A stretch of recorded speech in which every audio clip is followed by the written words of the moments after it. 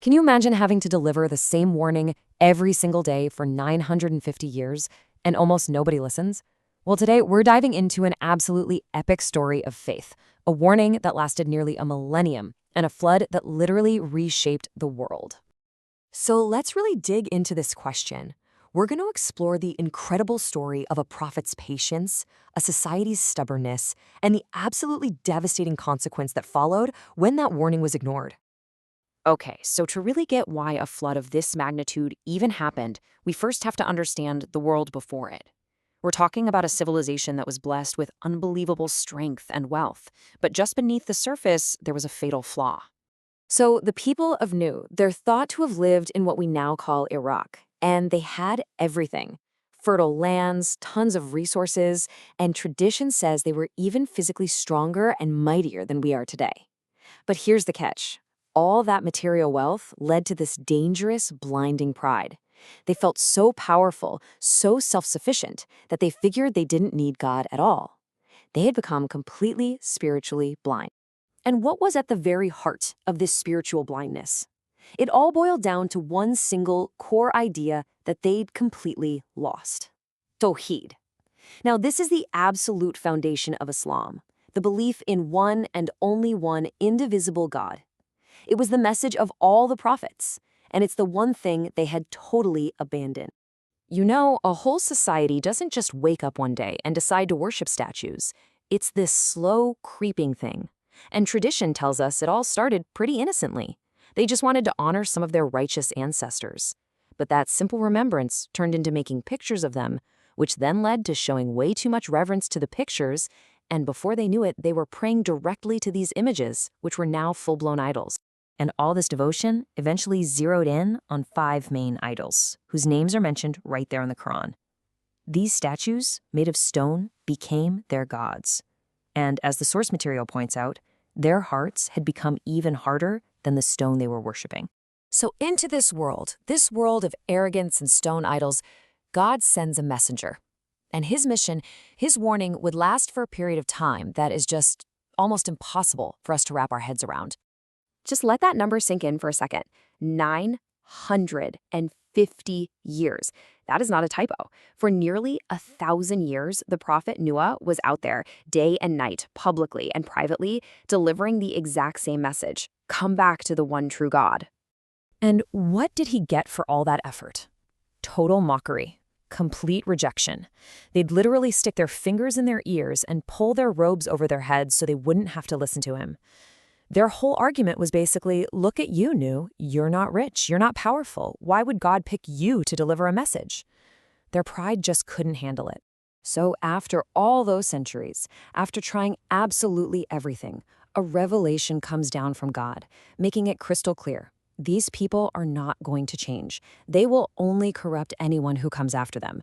And so, with what must have been an incredibly heavy heart, Nu makes this world-altering prayer, asking for them to be completely removed from the face of the earth. And that prayer, it was answered.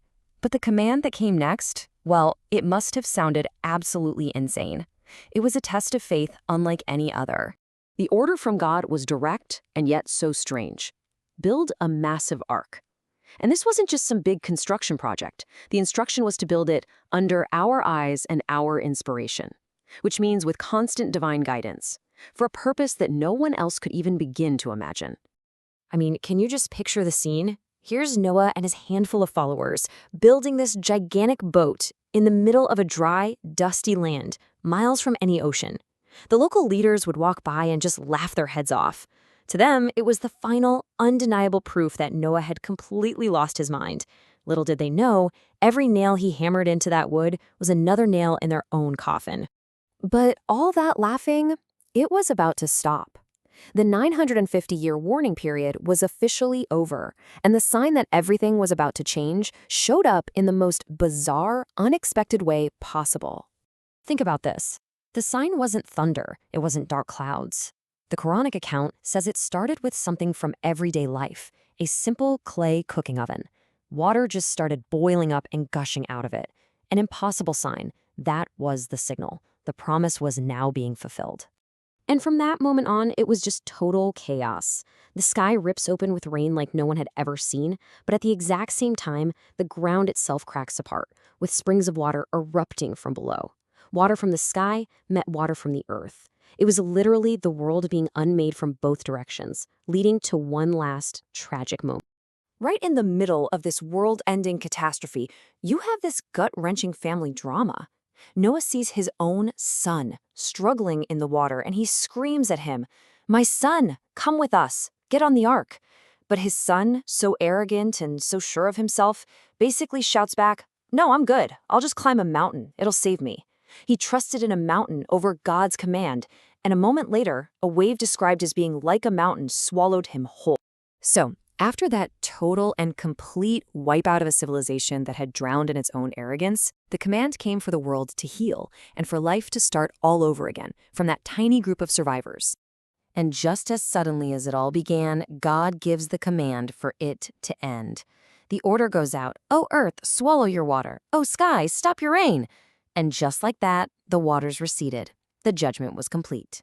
The ark finally comes to rest on a mountain called Judy, marking a brand new beginning for humanity. And who's left?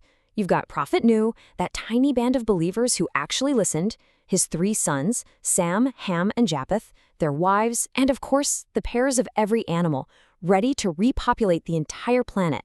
Humanity gets a fresh start. And that's where the story leaves us, with a really big question for ourselves. See, their idols were obvious. They were made of wood and stone. But it makes you think, right? What are our modern idols? What are the things that we put our ultimate trust in, sometimes without even realizing it? Is it our career, or status, or social media feed? What other people think of us? It's a powerful question, and definitely something to reflect on.